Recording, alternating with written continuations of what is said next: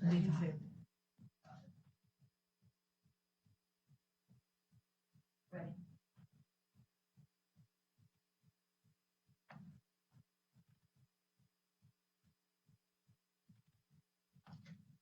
morning, everyone. I am delighted to begin to be a part of this community and bringing the city of Charlotte to you today, specifically under our Open for Business efforts. We are going to start a series of conversations called the Business Mentorship Series, where we will bring you critical information, especially for our small businesses.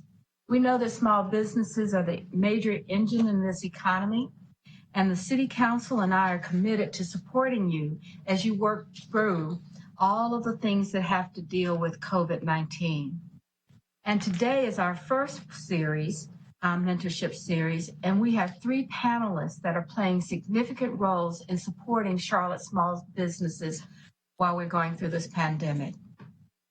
We have first, I want to introduce Levi Kennard, who is a local expert from the Small Business Administration, which we normally just say SBA.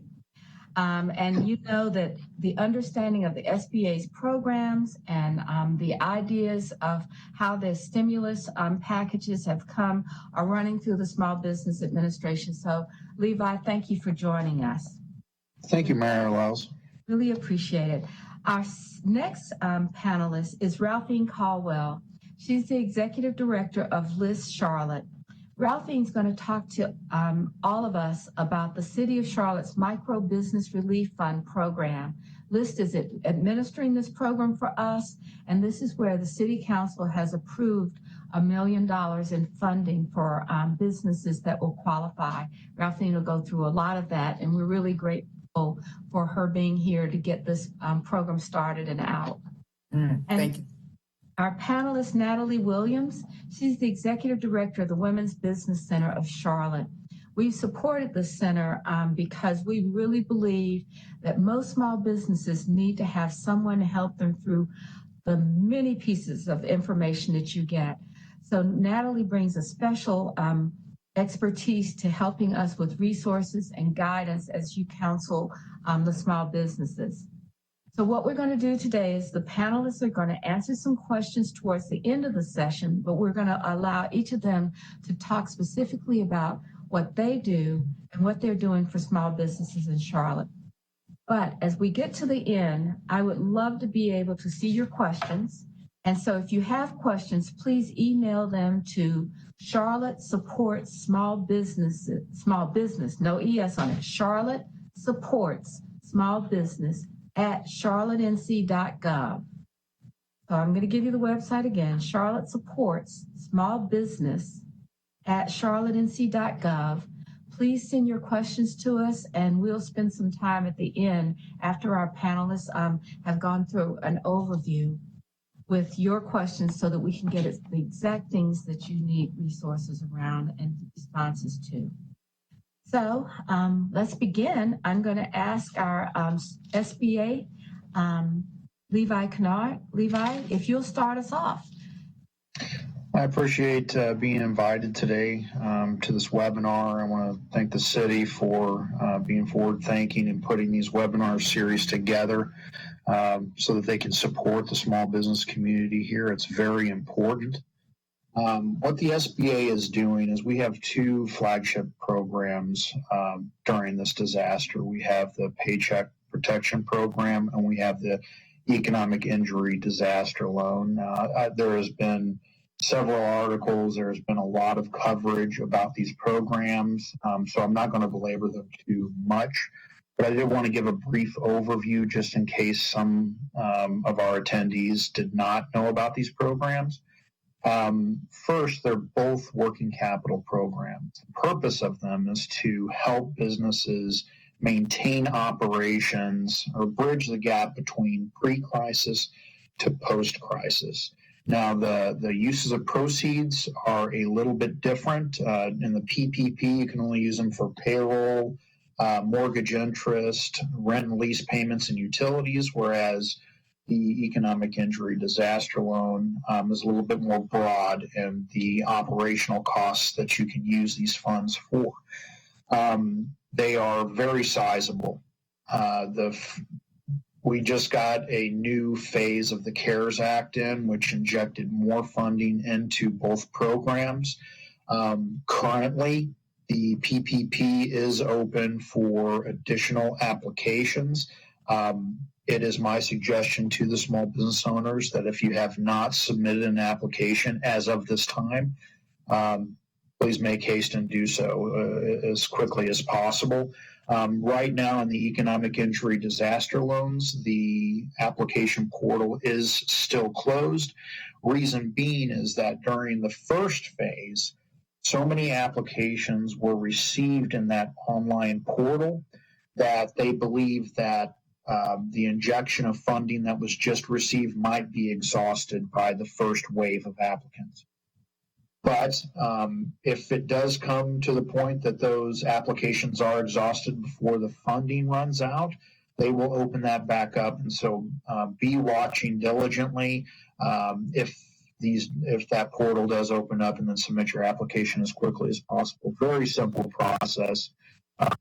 I helped a few businesses do it. It takes less than 15, 20 minutes to put in that application. You just have to get it in. So that's our two programs right now. I do want to answer some specific questions at the end. So I'll hand it back to the city. Thank you. Thank you very much, Levi. Again, you can get your questions sent to us at Charlotte Supports Small Business at charlottenc.gov. So why don't we move to Ralphine Caldwell, who's the Executive Director of LIST in Charlotte, for her comments. All right. Good morning, everyone. Thank you, Mayor Lyles and team. Thank you for allowing me to present to you today. We are LIST, and for those folks that are not familiar with LIST, we've been in Charlotte for a little over a year now. LIST is actually, though, a 40-year organization that was designed to connect resources, communities, and the resources into those communities. And we do that through our comprehensive approach to community development. So we not only work in housing, I know we're known in Charlotte for working in housing, but we also work in health. We also work in education as well as economic development. So we do a good bit of work with our small businesses across the country, including offering technical assistance with our businesses across the country. When the COVID crisis came about, one of the things that we talked about is what do we do best, and how can we add value to some of the things that are happening and some of the great things that all the other organizations were bringing together in Charlotte. And we decided that being able to partner, first of all, we're thankful and grateful for the city of Charlotte for wanting to partner with us to be able to roll out a micro business relief fund, which will be rolling out. The application will be available on Monday. And we're excited about that. We have had extensive conversations with a lot of small businesses already in the last several weeks. And one of the things that we know that we're going to have to do outside of this, and one of the things that we heard loud and clear from some of the businesses, is they're going to have to rethink and they're going to have to think about their model and change up their model now that we're in the middle of this crisis. But also, one of the things that they also said was that they wanted to make sure that they understood all of the different options that were available to them. And we wanted to make sure of that. So we've, in the past couple of weeks, have done, I feel, a really good job of making sure our small businesses are aware of the micro business relief program that's going to roll out Monday. And we're continuing to move forward with that. So we're very excited about it. Well, the Charlotte City Council approved $1 million in grants to small businesses with 5 or less employees through the partnership with this fund that you're talking about, Ralphine. Mm-hmm. You tell us a little bit more about the grassroots efforts, especially because a lot of these businesses are along our corridors that Absolutely. We have seen. We'd like to encourage people to be able to get back. And a lot of these are very small. So they're businesses under the size of 5. Mm-hmm. Can you talk a little bit more about what they need to do to prepare to get their applications in on and when the applications are available Monday, May the 4th. Absolutely. When council voted on the fund on the 13th, one of the things that we wanted to do is do a soft launch. And the reason for that is because we wanted to make sure that the businesses had time to be able to gather the necessary information to complete the application. And again, this was a conversation that we had with several community leaders who said that they really wanted to make sure that we do a grassroots effort in the communities to get the word out. So we had flyers, we did flyers in Spanish, we partnered with the Latin Chamber and other organizations to make sure that we got the word out to those small businesses. The program itself is for micro enterprises, which is small businesses that has 5 or less employees, one of which is the owner of the business. That's one of the first requirements. The second is the business must be located within a opportunity corridor. And if you go to our website, list.org/Charlotte, if you go to our local website, that map is on the website. You can go to the left-hand side of that map and you can fill in your address, fill in the business address, and it will tell you whether or not the actual business is located in a corridor. So that's the second thing. And then the third is just making sure that you know exactly how you're going to be using these funds. They must be used for payroll, vendors, utilities, or rent, one of those 4. And we've had a lot of conversations with the businesses. They're pulling together that information because we will need to see that. The funds that are being used are federal funds. So there are certain guidelines and parameters that we had to put in place. We've had that question a lot, is why don't we just give the money? And we can't just give the money. There are parameters that we have to abide by. So because of the type of funds that we're using, we want to make sure that we have all the information from the small businesses up front. So when they submit that information, we're able to look at their information and determine if they qualify for the relief fund. The fund is $10,000. It's up to $10,000. It is a grant, so it does not have to be paid back. However, the small business owner will need to sign a grant agreement. And in that grant agreement, what it says is that they will actually have to follow up. They agree to follow up with lists with our team to make sure that we know, what's happened, in the next, 2 months, 3 months, 4 months. But also that's a part of our footprint. When we do small business lending, we work with the businesses holistically. So it's not just we're going to give businesses, these 100 businesses that we feel like we'll be able to serve. We're not going to just give them $10,000 and then that's it, and they won't hear anything more from List. Our plan is we have now a pipeline of businesses that we will be communicating with through webinars, through events, through trainings, to be able to assist them with some of the things that they said that they had problems with when this pandemic started. One of which is looking at their business model, looking at strategic planning, looking at their technology, because we know now website and digital literacy is very important. Looking at that and seeing how they can actually be able to assist their business to be able to move forward should this ever happen again. Thanks, Ralphine. That was a really good segue over to Natalie. Natalie, Ralphine was referring that you're going to get an opportunity to serve 100 businesses with this up to $10,000 grant. But it's not just about that grant. It's about the sustainability that you're going to have to be thinking of to make these changes. And so talk to us a little bit about how your team is working with helping people. I think the new word is pivot, that people are saying now that, we're reopening. Well, it's not really reopening the way it was. It's reopening to the new environment. One, you don't know if your customers are ready to come back. Two, how do you use technology different? What is your business really going to look like? And talk to us a little bit about how your team can provide that support as well as some insights about how you see the world changing, the world of business changing. We can't hear. Session. Oh, can you hear me? I can hear you now. Yes. We actually just finished a session entitled Gaining Momentum, COVID-19 Pivot Strategies. And yes, that term is being utilized so much by everyone, but really what it is conquering change in a very strategic way. And so that's what we're taking time with teaching our small businesses. First, breathe, stop, breathe, recognize where you are, give yourself some grace. There's a lot of mental stress going on with a lot of small businesses right now.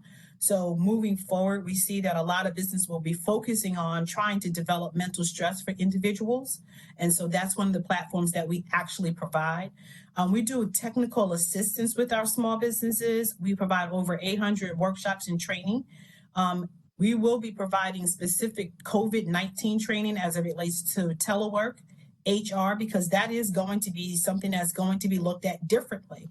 How do you, onboard someone? What does sick leave look like now moving forward? What is furlough? You might have someone that came in and they had to go back out to take care of a loved one, or they may have gotten infected. So now they have to go on quarantine for 14 days. So we're encouraging our customers to establish their relationships with the people that are really critical around them, which will be their bankers, their lawyers, their accountants, their insurance people, and their financial advisors. Contracts will look different in these days, right? When we talk about lease agreements, when we talk about hiring, all those things will be different for small businesses. And it's important for them to understand how to really articulate that to someone.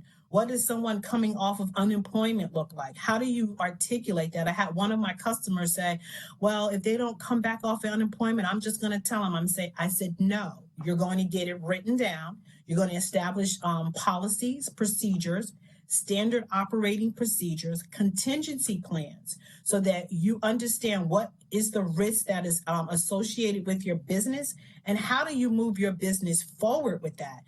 These are going to be critical steps to solopreneurs, sole proprietors, independent contractors, as well as general into small businesses.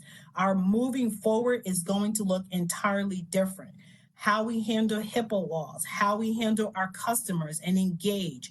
So even if we go back into the market, what does telework look like for your team? What are the policies that you set up around the team? How do you clock in? How do you make sure that they're engaging? But also, how do you now engage with your customers? Because we have a new normal, right? Things are not going to be the same as they were. So we're teaching them that this is a new normal. The biggest thing that we're enlisting with our clients are financing.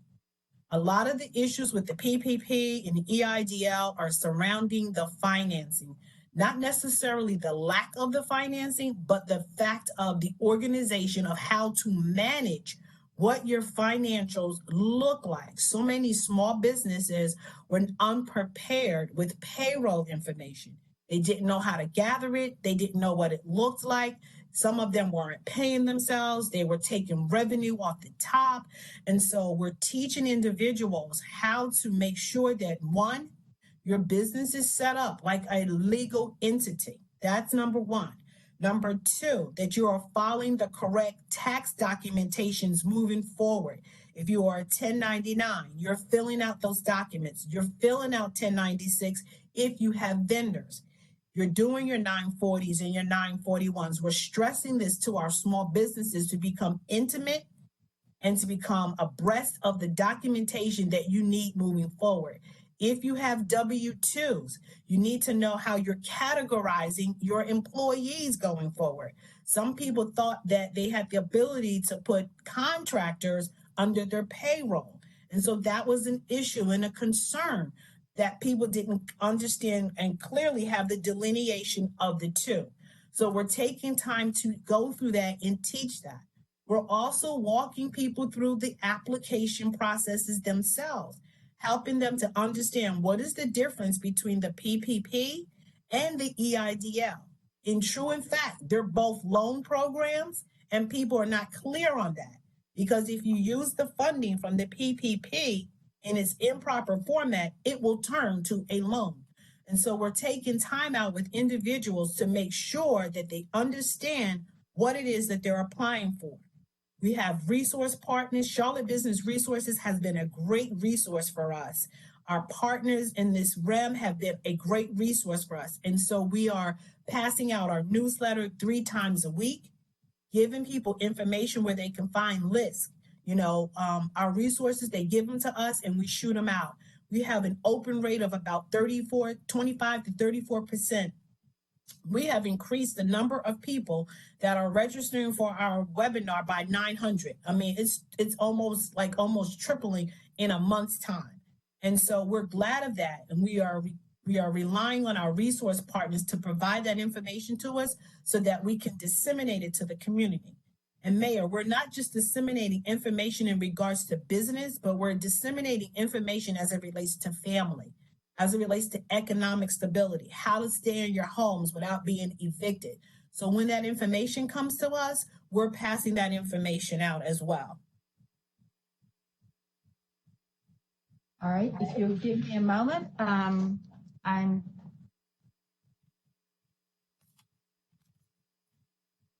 give me a moment here. I'm having a little bit of a technical glitch, but we'll be right back. Okay. All right, here we go. There we are. Thank you.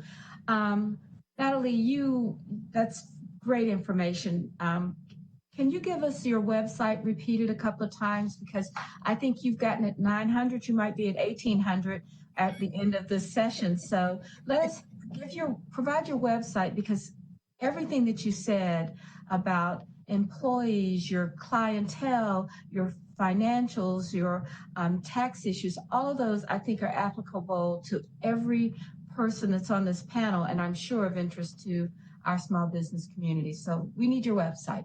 Absolutely. So you can find us at theinstitutenc.org/WBCC. theinstitutenc.org/WBCC. Okay, we'll try to make sure that every one of these websites are accessible under the city's website, Open for Business, which is something that I am really, really glad that all of you have agreed to participate with us. And that Open for Business site is going to carry a lot of support among small businesses. And we want to be able to provide you the opportunity to talk about your business, talk about your services, ask questions. So please continue to use the website, Charlotte's Open for Business website. And this is our first opportunity for you to provide questions. Charlotte supports small business at charlottenc.gov. And so we're going to open it up for questions. If we have some questions from people that are watching today. Good.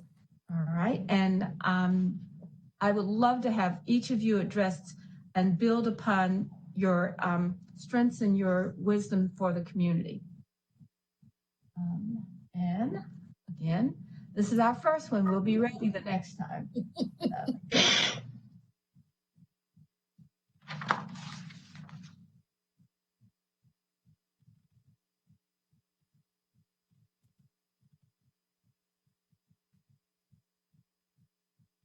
Okay. All right, we've got lots of questions coming in. So I'm going to start off with Levi. What advice do you have when deploying, and Levi and Natalie, what advice do you have when deploying PPP funds? Does everybody know what PPP funds are? I just want to make sure of that. So the question really is, what advice do you have for deploying PPP funds to be sure that we don't end up having to pay a loan instead of using the funding appropriately? So the best advice that I can give, and I'm sure that Natalie's going to add a lot more better information on top of this, but the best advice that I could give is to fully document where these monies are being expended. So the amount of monies in the eligible categories that are going to be forgiven is what's expensed on an 8-week period following loan distribution. As of day one, they're going to start that 8-week distribution. So it's very important that you're showing where these monies are going, and know that at least 75% of the overall expenditure needs to go into payroll. If you get 75% of those funds into payroll, then the remaining 25% in the eligible use of proceeds will be forgiven as well. Whatever is not forgiven will convert to that 2-year 1% loan. That's the way that it can be forgiven. So make sure that you're documenting it. Follow the funds if you can. If you have an advanced enough accounting system to do so, follow those funds and show it from distribution from the bank directly into payroll accounts or lease payments or mortgage interest or utilities. Natalie, I'm sure that you've got a lot more advanced insight on this. So Levi, you hit on something that was really critical. If they have an advanced system, one thing I would suggest if you don't have an advanced system moving forward is that you invest in one. It's really critical for solopreneurs and sole proprietors. A lot of small businesses feel as though it's just me, I don't need it. I always require it. After all of our counseling sessions, if you don't have a system, there is a list of free systems that you can start with. Wave, there are some other things that we have a list of at the center that we can help you to find, but it's going to be critically important. So create a spreadsheet at this point and utilize that. I spent 2 hours on a call the other day with a business owner who happened to get her funding. And she was like, well, what do I spend the money on? So now these are the new questions. People have the money and they're afraid to spend it, so they are not backed up with the loan. So one thing I want to say is that with the two programs, you do not have the ability to double dip. So be careful on making sure that you have highlighted on your spreadsheet and that you are spending the money for different periods of different times. One of her questions was, because she was a restaurant, was that I've got people coming in and going out. So I've got new people on the payroll. So with the PPP, you have to remain that payroll has to remain consistent to what you sent in. So if you started out with 15 employees, by the time your 8 weeks is over, you have to end up with that same number of employees. Otherwise, and Levi, you chime in, it decreases your amount. Okay, so just remember that. Also, remember how you will bring people off of unemployment, bring them back into this, and then they may have to go back out if we go any longer. So that was another question that people were uncertain on. If I bring them and they don't want to come back, that's a whole nother legal issue that you want to make sure that you have some legal counsel around on how you articulate that to the team. But with the PPP, you want to make sure 75% of those funds are covering the payroll. The other is for bills and things that already exist, not something that you're going to try to expand, because this is not an expansion loan. This is designed to be payroll protection. People are saying, well, I'm bringing people back on payroll and they're not working. Yes, that's true. But this is designed to get people off of unemployment into a payroll system so that the system and the economics can try to balance itself out.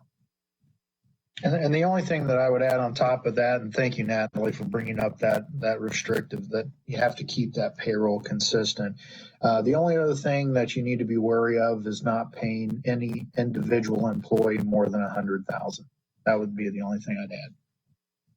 So I hear both of you, and I'm going to say this very simply. It seems like small businesses, if you're participating in this program, where you may have talked to your attorney once a year, it may be something that you want to talk to your attorney more frequently, especially if you've gotten funding, to make sure that they're aware of what you can do. And I also hear that if you've never interacted with government before and you went into this program, documentation. Yeah. And, I always say, write down every phone call, write down every conversation, every date, every item, because this is not government. It's even with the city, government is not always easy. Mm-hmm. And and you don't want to be in a situation where at the end, this becomes a loan instead of what it's intended to be. So I'm going to go to the next question. The questions about the city's micro business grant program. If they have questions that are specific, Ralphine, where should they go and how do they contact someone to get those responses? They should go to, there is an email address that's on our website, info.charlotte@list.org. That goes to all of us, me and my team. And then our telephone number is on the website as well. So to say it again, info.charlotte@lisc.org if they have specific questions. And we've been returning a good many calls to small business owners and talking to them through some of the application process to make sure that they're ready for Monday. So it's especially important that it's for businesses with 5 employees. And it's also important that you look at the map and put your address in to see Absolutely. if you qualify. Absolutely. And did I hear earlier there's a partnership between LIS and the Women's Business Center so that there's a exchange of information? We've exchanged a lot of information. Yes, we have. We have, just to make sure, again, it's about the grassroots. We heard loud and clear from community leaders. As soon as the council approved on the 13th, the next day, we had a lot of calls from community leaders saying that they really wanted to make sure that they got, flyers and the sufficient information to get the word out before the application was released. And we heard them loud and clear. So we've been working with the Women's Institute, the SBA. We did a webinar with them a week ago that we hosted with them in partnership, the Latin Chamber. So we're really, really excited about all the partnerships that's coming together for this as well. Everyone's working incredible. Okay. The next question I have is for Ralphine. Can you comment on the Verizon grant? Is it available, still available? What does it entail? What's going on with the Verizon grant? Okay. The Verizon grant, for those that don't know, Verizon we had a grant from Verizon, a national grant from Verizon, in the amount of $1 million. We had one round that was about 3 weeks ago, I believe. That first round has closed. We actually did have several businesses in Charlotte that will be awarded. We can't announce it yet because those businesses have to get us one last document, but we're excited about that. And we are in the second round right now that opened about a week ago. That round was also the same. They were able to give us more funding, which we're excited about that. But we also added Sam's Club to that. So we're excited about that as well. That round closed as of, I believe, last night at midnight, I believe, if we're on my days are mixed up, but the 28th. And hopefully Today is the 29th. Today's the 20th. Okay. So hopefully we'll be able to do another round. We're excited because this is not just a one-off. I mean, we're raising more funds for that. And Charlotte businesses, we sent the word out again to Charlotte businesses to apply for that as well. So we're hoping that, Charlotte, we'll get some more business from Charlotte that will get the national grant as well. We had a webinar with the Gantt Center last night, and D'Alva Glenn, who is the chair of the the City of Charlotte's Business Advisory Council, said that we need to look at everything, and there were private sector grants and foundations that were setting up to help small businesses as well. Mm-hmm. If I wanted to kind of figure out where to go to look for that, does anyone have a suggestion? I do. I know for LISC, on our national website, we have a list of national organizations that are providing grants. So we have that is updated on a daily, if not every couple of hours basis. And it also has the SBA information as well. So if they wanted to go there, but also we're telling businesses, local businesses, to please check the city's website. Is really incredible. It has a wealth of information. Yep. The Charlotte NC.gov has a wealth of information on your site, as well as the SBA, as well as the Women's Institute. So I know people are bombarded, and that's what we've heard. They're like, oh, there's so much, but there should be one website that is reputable, that has updated information that you go to as your go-to to get more information about your small business. This is really great to hear, because we have a small business group that's studying specifically from our Charlotte Recovery Task Force, and they meet every Tuesday in the morning, I think about 10 o'clock. And those folks, if you have council members the Mayor Pro Tem Julie Eisel, James Mitchell, Tarek Bakari, and Dimple Ashmira. All of them are working with a group of 7 private sector folks to build the site. So thank you for talking about the work that they're doing. This leads into another question that we've gotten, which is, I'm a small business with 10 employees. What federal program should I target first? Levi, can you help us on that? Yes, ma'am. The best programs that they could go after right now, because the new disaster loans are fairly lenient and to expedite that processing of the loan. So definitely look into the Paycheck Protection Program. The best thing that you could do right now is identify a lender that is still receiving applications. Request from them a list of the type of information they're going to need to create that cost basis.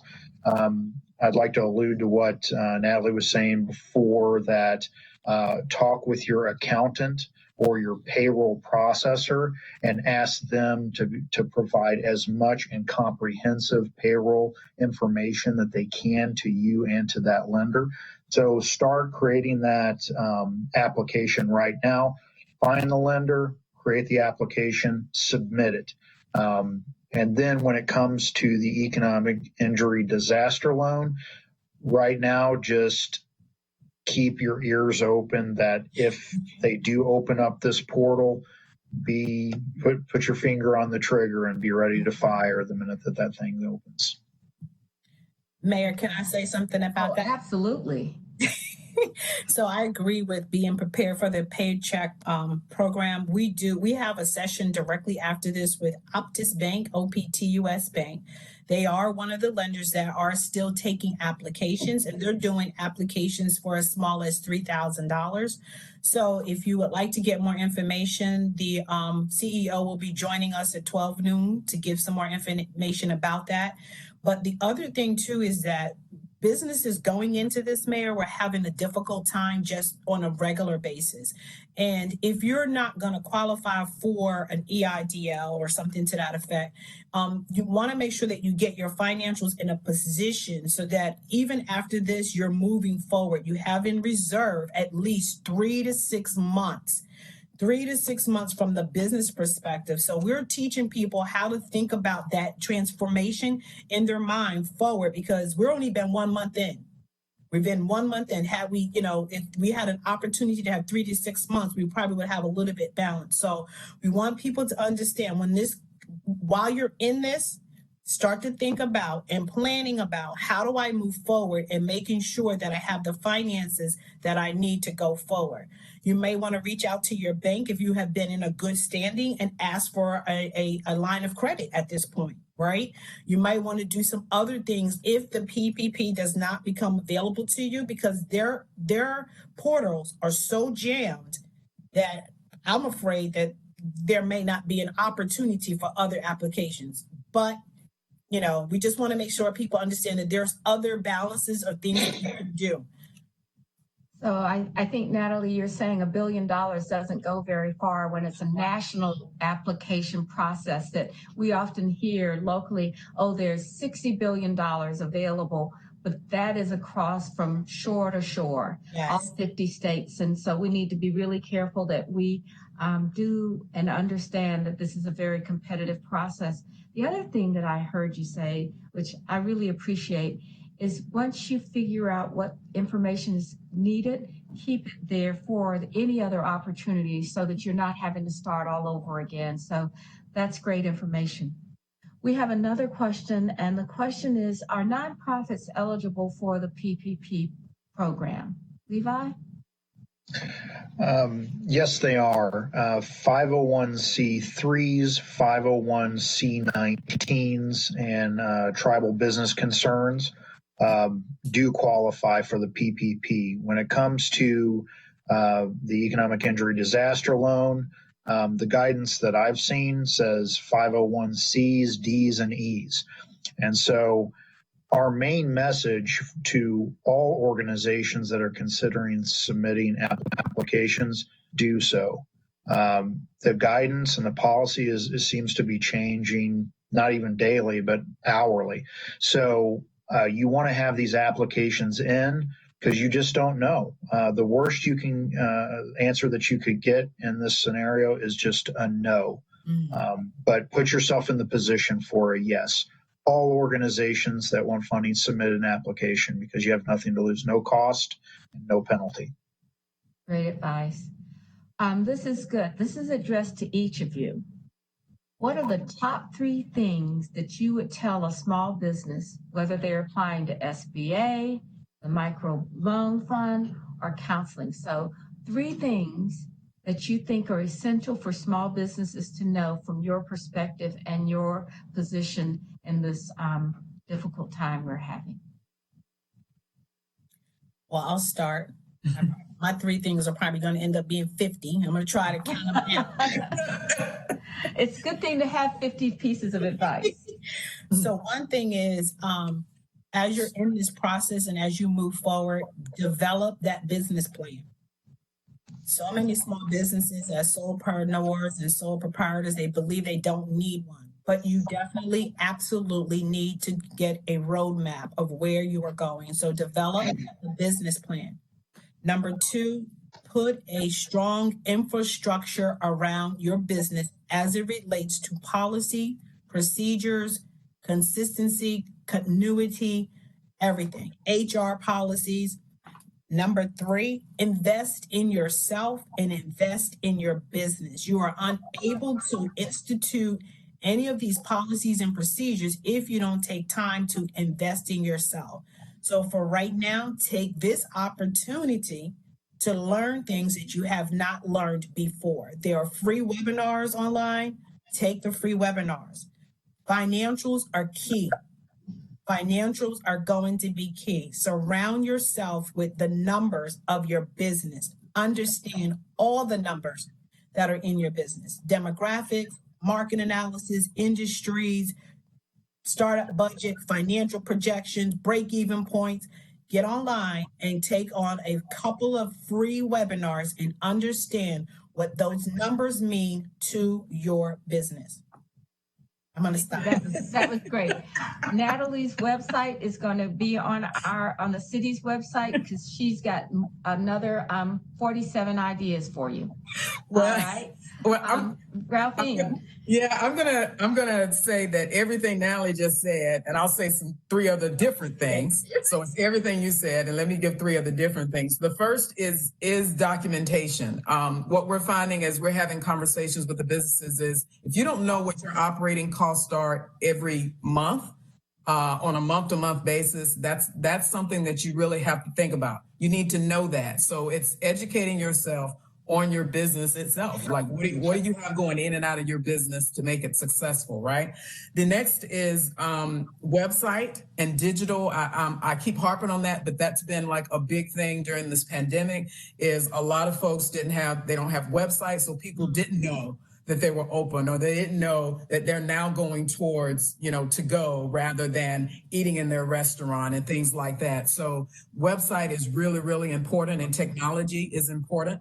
And the last thing that I would say is don't give up, because, and that's just, just advice. Don't give up, because I've had folks that have called and they're like, well, if I complete this application, if you for example, the Verizon application is private funds. It was an application that took about 10 to 15 minutes to complete, but that's private funds. If you're trying to get federal dollars, anything with federal or state dollars, it is going to take the process is going to be a little bit longer, and it's going to require more of you and more information that is needed in order for you to get federal funds. So you have to be able to differentiate between the two.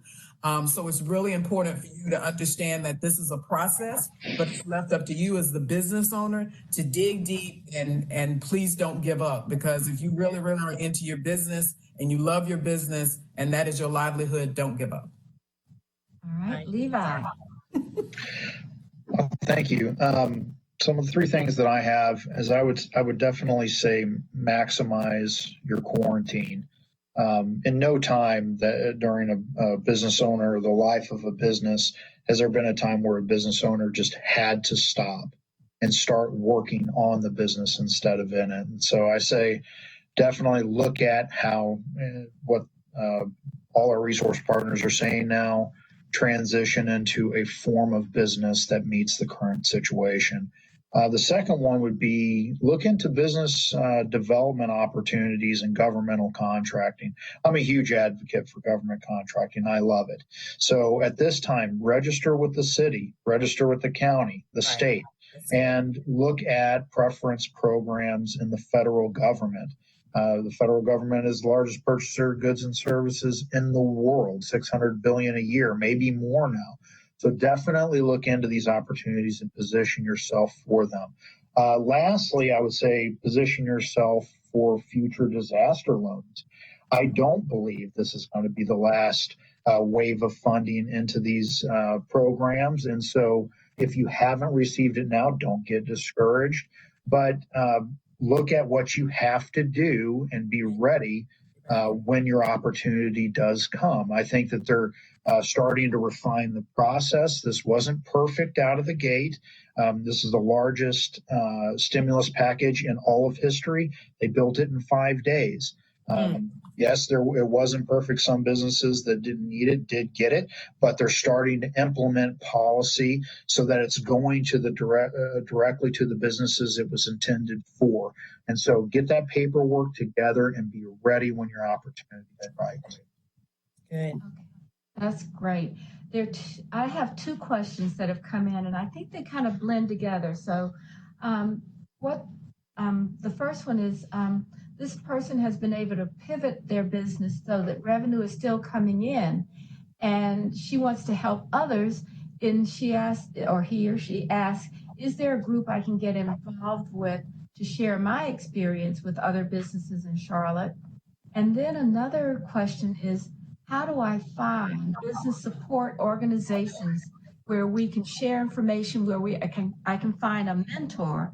I think those are really great questions because it's about how people that are entrepreneurs and business people can support each other. So do you have any guidance or ideas around that?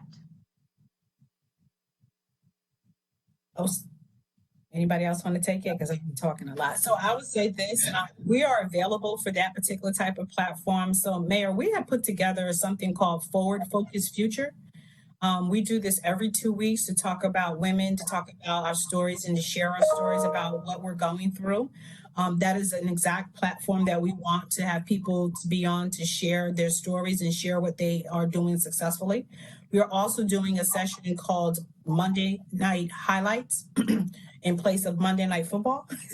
So, we're doing Monday Night Highlights. I don't know how you're going to compete with football, but keep going. But we're doing Monday Night Highlights, and we're just going to highlight small businesses, their successes, what they have as a service, so that other individuals can identify. So to Delphine's point, if you don't have a website and people don't know that you exist, there are other organizations that are doing that. And I would say really to go out, to look on LinkedIn, to find it. I don't know one particularly, but there are a lot of other resources that are absolutely doing that and making that platform available as well. I had a conversation briefly with Kia Lyons, who runs Pop Bar. Okay. And she is a young African-American woman that has started this business. And she said to her advice was anyone that's running the business, we need to share this information and build our own community. And Kia said, I'm willing to do that. And she, even though her business is down, she is still saying that when we come out of this, if we come out stronger, if we all work together. So that's great. Well, that's good for Kia. I have another question. I'm a small business with 10 employees. Are there state loan programs that should be targeted for applications? So we've talked about what's happening at the city level, we've talked about the federal level, but are there state programs? Are any of you aware of that? And what would you suggest? I do believe there are some programs, and you might be able to find a lot of them on the U.S. Treasury website. I know the North Carolina Institute, my hosting agency, is working directly with the state in regards to releasing some types of release fund and programming. Also, we do have a website in our newsletter that gives you information about who has funding available. So there's Federal Reserve dollars. There's lots of dollars that are out there. You just have to, it's almost a full-time job at this point of trying to figure out where it is because it's not all centralized into one location. But again, to your point, the city is doing a great job with their website. There's other funding agencies, Carolina Small Business Development, self-help, that are local to the area. So I would say, try the U.S. Department of Treasury website, try the U.S. Department of Commerce. Those have really good resources and sites, information in regards to lending. So I think that this is another one of the questions that we are glad to have the city's website open for business. We encourage people to come to us, and if there's information on state programs, we will try to get that posted. I do think it can be overwhelming. There's a lot of information, and Levi said this very well. You've had to stop working, especially when you think about what we call the close contact businesses, our beauty shops, our salons, our nail stations, our massage, all of those things. You are not going to be able to find time like this time. So take full advantage of it, even if it's overwhelming. Work together, share the information, get the support group and say, you take these 5 sites, take the next ones, we'll keep going. So the next question that I have is around, I'm going to get the question here. All of my employees, in air quotes, are considered independent contractors. Am I still eligible for the grant programs out there? Levi, or? Yeah, if they are referring to the PPP, their business can still apply for that for what they pay themselves. But the independent contractors, the 1099s, are all considered their own small businesses and will need to file or an application for their own business for themselves. That's the line that we have to tote. Let me make sure that I understand. If I have 1099 employees, people that work regularly with me, they're not employees, they're independent contractors, and they have the right to apply individually, but I would not have the right to apply defining them as employees. Want to make sure. That is correct. You said it perfectly. Okay. I have another question that says, I just set up my business in the last year, and I'm not eligible for a lot of the federal programs. What do you recommend for me? There are, so to define the timelines, as long as they were in business before January 30th, the EIDL loan or the Economic Injury Disaster Loan is available. Before February 15th, the PPP is available. But even if they're not, it comes down to regular financing programs.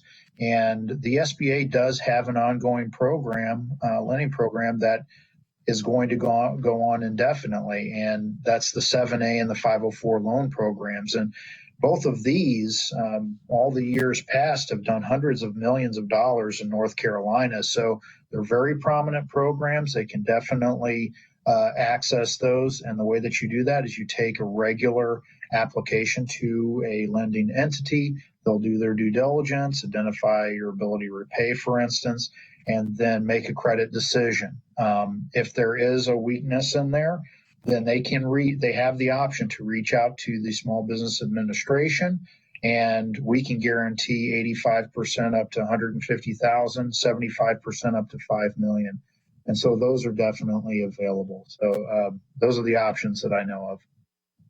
I can't believe that we've actually covered 55 minutes of this conversation and dialogue, and I know that we could do more, but I really want to say thank you to our panelists. You have really made a difference. This information will be on our website. We are grateful to work for our small businesses, to have this kind of expertise, to spend this kind of individual time. I want to say thank you to each of you for doing that. You have made a real difference, and I know that what is the Martin Luther King saying? The measure of a man and a woman, I would say now, is not when times are comfortable, but when times are uncertain and difficulties are with us. We can do this because we can stand through this time. Our small businesses continue to send us your questions, and as you're navigating this with the impact of COVID-19, I want you to be well. We will continue to have this series of mentoring through our business mentorship program. I look forward to this again. I want to say thank you for joining us, and I'd like to give you all an opportunity to say the one farewell sentence that you would give to our small business community. We'll start instead of with Levi. What about you, Natalie? One sentence. Forward focused future. You can do this. Ralphine? Don't give up. Levi? Yeah, stick in there.